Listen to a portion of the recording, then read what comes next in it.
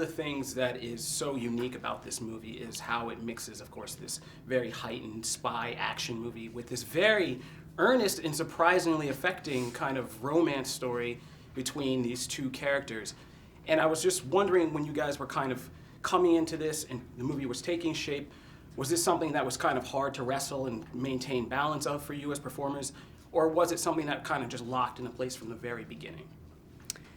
The script was constructed so masterfully. The scary thing was being able to emulate that. Like, you know, because we read the script, it was fantastic, but it was so weird. And it really did combine things that usually don't go together.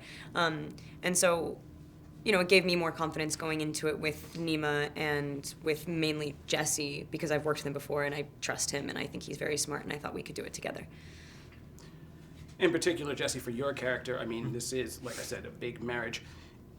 We also know, obviously, there's this big, you know, elephant in the room that you're taking on another iconic character that also is going to be in this very heightened world. Is there something about the process that's universal for approaching those two things, keeping things grounded and focused and building organically from that as a character, or is it different with each project?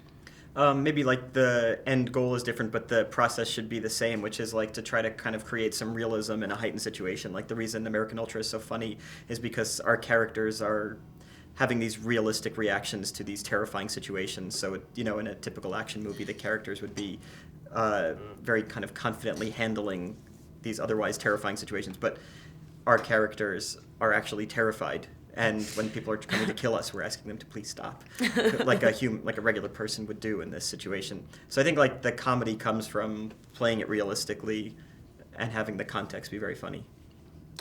And that would be like the same thing, so you're going into Batman and Superman, is that just kind of the same thing, and what would you draw for like that character of Lex Luthor? Yeah, same kind of thing. You want to like play it realistically and hope that the context around you does all the work to make the situation suspenseful or whatever it's supposed to be. When you guys are working with somebody like Max, who comes up with such unique worlds, not just that, but his writing.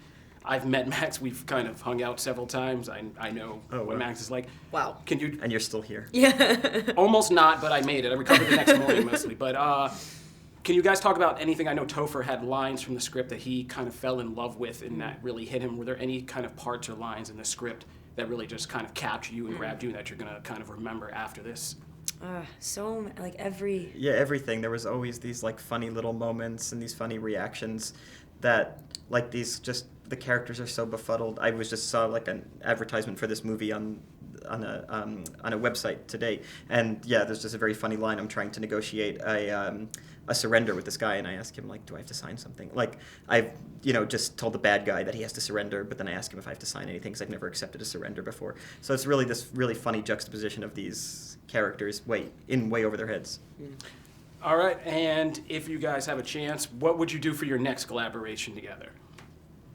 We're about to work with each other again. When we get back, we're in New York right now, and I think we leave tomorrow or the next day, and then the following day after that we start our next job. Awesome. Yeah. Thank you, guys.